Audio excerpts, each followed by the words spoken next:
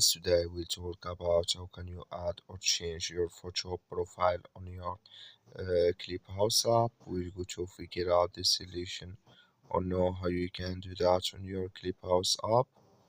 So you just follow these ways, then it's going to work with you. So all you have to do now, so just go above here, click here on photo profile. When you just click on it here, it's going so then it's going to take you to next here.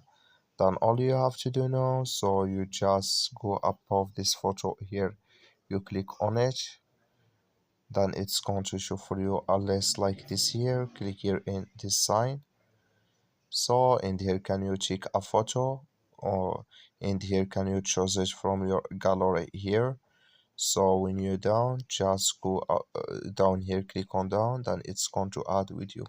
That's all you have to do. Thank you for watching. Don't forget to support us by liking and subscribe.